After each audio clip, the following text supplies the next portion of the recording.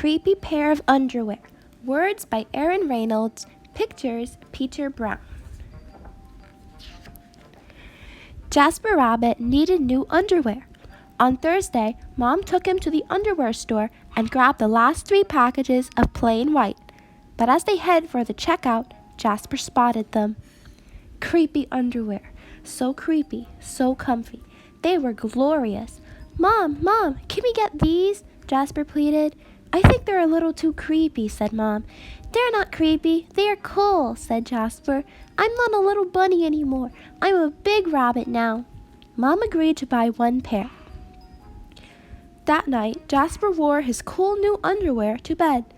Do you want me to leave the hallway light on? Asked Dad. Dad, I'm not a little bunny anymore, said Jasper. I'm a big rabbit now. His dad shut the door, and that's when Jasper noticed. The underwear glowed, a ghoulish, greenish glow. He closed his eyes, he pulled up the covers, he buried his face in the pillow, but it didn't help. He could still see that ghoulish, greenish glow. Jasper leaped out of bed and put on a pair of plain white. He stuffed the creepy underwear into the bottom of his laundry hamper. He finally fell asleep. But when he woke up the next day, he was wearing the creepy underwear. Jasper threw them into the garbage can. He was still a big rabbit. He wasn't scared or anything, but he was done with scary underwear. After school, Jasper was doing his homework when he heard it, a scratchy, scraping sound coming from his dresser. He opened his drawer, and they were back, staring at him with that ghoulish, greenish glow. He snatched the creepy underwear out of the drawer. He grabbed a big envelope and some stamps. Bye-bye, scary underwear, he said, dropping the package into the mailbox. To China.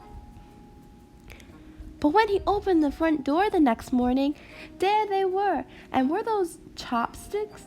His creepy pair of underwear had somehow returned from China, and it had brought back souvenirs. Jasper grabbed his mom's good sewing scissors. She didn't like him using them, but this was an underwear emergency. This time, the creepy underwear were gone for good. At bedtime, he slowly opened his underwear drawer.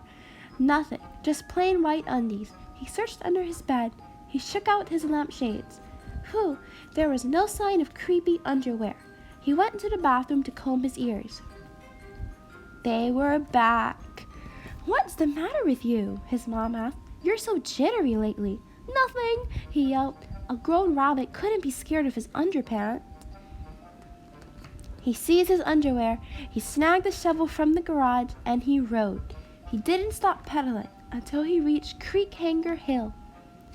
Jasper began to dig. He dug until his hole was dark and deep and 100% underwear proof. He dropped the underwear in. They gleamed from the bottom, that ghoulish greenish glow. When he got home, Jasper crept up to his dresser. They couldn't be in there. There was no way, right? He reached for the handle. He peeked in. Nothing, just plain white. Jasper smiled and turned out the light. There was just one problem. It was really dark in there, even for a big rabbit.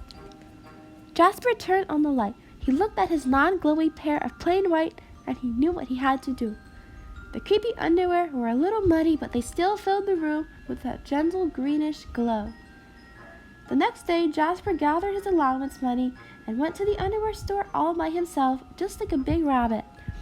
That night, Jasper wasn't scared at all.